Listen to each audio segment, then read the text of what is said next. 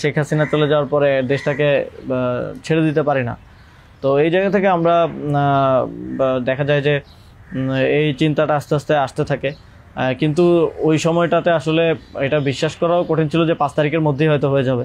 আমাদের তো এমনকি সশস্ত্র অভ্যুত্থানের প্রস্তুতিও ছিল। 5 তারিখ যদি আমরা সফল না হতাম হয়তো আমরা অস্ত্র তুলে নেওয়ার ঘোষণা দিতাম, এবং নাহিদ ভাই ভিডিও বার তো রেডি রেখেছিল, আমিও কি ঘোষণা দিব সেটাও রেডি ছিল। তবে এর আগে আমরা এটা অনুভব করি যে পরবর্তীতে আমরা আসলে দেশটার আসলে কি হবে শেখ হাসিনা চলে যাওয়ার পরে। সেই জায়গা থেকে মানে এটা কোনো কালেকটিভ ডিসিশন এরকম ছিল না, এমন না যে আমরা মিটিং করে ডিসিশন নিয়েছি যে ডক্টর ইউনূসকে প্রধান উপদেষ্টা বানানো হবে বা এরকম কিছু। তখন আমার মূলত যোগাযোগ হয় ইয়ের সাথে, যে যোগাযোগ হচ্ছিল আমেরিকান এম্বাসির কয়েকজনের সাথে। এর পাশাপাশি হচ্ছে সাবেক ছাত্রদলের এক বড় ভাই আছেন শামীম ভাই, উনি মিরপুরে অর্গানাইজার হিসেবে খুব ভালো ভূমিকা পালন করছিলেন। তো ওনার সাথে আমার যোগাযোগ হচ্ছিল। উনি মূলত ওনার যোগাযোগটা ছিল মূলত মুশফিকুল ফজল আনসারি ওনাদের সাথে আর কি। তো ওনার মাধ্যমে আমার ডক্টর আলী রিয়াজ, তারপর হচ্ছে বদির আলম মজুমদার স্যারদের সাথে যোগাযোগ হয়। ওনাদের সাথে আমি কথা বলি। 1 তারিখ যখন আমরা আমাদেরকে ডিবি থেকে ছেড়ে দেওয়া হয় সেদিন প্রাথমিক কথা হয়, কিন্তু 2 তারিখ মূলত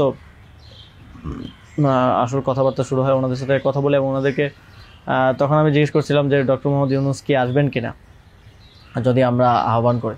তো সবার একটা কমন কথা ছিল উনি আসবেন না, কারণ ওনাকে এর আগেও তো অনেকবার চেষ্টা হয়েছে আহ্বান করার। ওই 24-এর নির্বাচনের আগেও একটা আলোচনা ছিল, এবং এর আগেও 19 সালের দিকে একটা আলোচনা ছিল। এর আগেও যখন তত্ত্বাবধায়ক সরকার ছিল তখনও ওনাকে আনার চেষ্টা করা হয়েছিল, বাট উনি সবসময় পলিটিক্যালি থেকে রিফিউজ করেছেন, দূরে থাকতে চেয়েছেন। তো আলী রিয়াজ স্যারও আমাকে বললেন, বদির আলম মজুমদার স্যারও বললেন যে উনি আসবেন না। আরও যাদের সাথে কথা হচ্ছিল উনি রাজি হবেন না, এই ধরনের একটা কথা ছিল।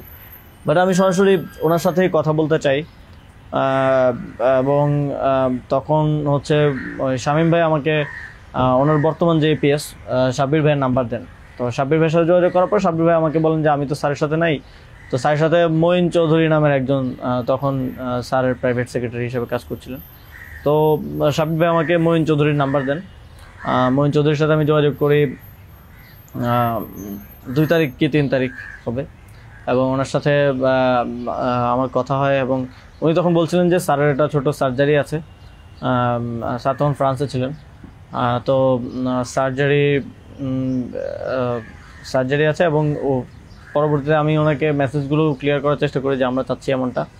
তো উনি স্যারের সাথে কথা বলেন। স্যার আমাদেরকে পরে একটা মেসেজ পাঠান যে তোমরা যেটা করতেছো আমি তোমাদের সাথে আছি আর কি। এটা হচ্ছে 2 তারিখের দিকে স্যার একটা মেসেজ আমাদেরকে পাঠান থ্রু মঈন চৌধুরী, কিন্তু তখনও কথা হয়নি।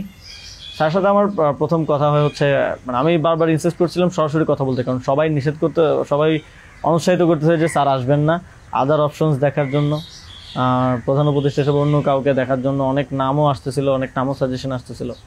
কিন্তু আমার চিন্তাটা ছিল যে আমাদের যে অর্থনৈতিক ভঙ্গুর পরিস্থিতি, তারপরে একটা বিশেষ পরিস্থিতিতে আমরা সরকার গঠন করলে সেটার জাতীয় আন্তর্জাতিক যেই স্বীকৃতির ব্যাপার আছে, এগুলো আসলে ডক্টর মোহাম্মদ ইউনূস ছাড়া পসিবল হবে না। তো সেই জায়গা থেকে আমি বারবার যোগাযোগ করার চেষ্টা করি। পরে মঈন চৌধুরী স্যারের সাথে আমাকে কথা বলিয়ে দেন। সম্ভবত ওনার নাম্বার থেকেই প্রথম কথা বলা হয়, এবং স্যারকে আমি অ্যাপ্রোচ করার পরে স্যার আমাকে বললেন যে আমি হচ্ছে তোমরা অন্য কাউকে ভাবো। এটা সম্ভবত 3 তারিখ। স্যার বললেন যে, এবং স্যার কয়েকজনের নামও বললেন যে তোমরা ওনাদেরকে ভাবতে পারো। এর মধ্যে 2-1 জন আমাদের উপদেষ্টা পরিষদেও আছে এখন। স্যার বললেন যে আমার লাইফটা তো ডিফারেন্ট, আমি ওইখান থেকে আসবো কিনা। এবং উনি বলেন যে তাহলে, আমি যখন বললাম যে স্যার আপনাকে ছাড়া হবে না, আপনাকে আসতেই হবে, তখন উনি বললেন যে আমি ভেবে দেখি, তোমরাও ভাবো, যদি আদার কোনো বেটার অপশন পাওয়া যায় তাহলে তোমরা ভাবো, আর আমিও ভেবে তোমাদেরকে জানাবো।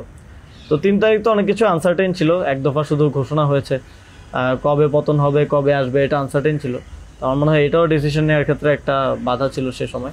কিন্তু আমি যথেষ্ট, আমার মনে হচ্ছিল যে উনি ডিনাই করলেও he is to some extent positive, যেটা বাকিদের থেকে আসতেছে যে একেবারেই আসবে না এরকম। আসিফ স্যারও বলতেছিল যে আসবে না স্যার, রাজি হবে না। তো আবার আমার মনে হচ্ছিল যে এই লোকগুলো তো সবাই স্যারকে পার্সোনালি চেনে, তো ওনারা বলতেছে, কিন্তু আমরা ইনসিস্ট করি, আমি ইনসিস্ট করি, এবং আমি তখন আসলে বাকিদেরকে জানিয়ে রাখছিলাম যে আমার স্যারের সাথে যোগাযোগ হচ্ছে। তখন এটা কোনো কালেকটিভ ডিসিশন ছিল না যে ওনাকে আমরা প্রধান উপদেষ্টা করব।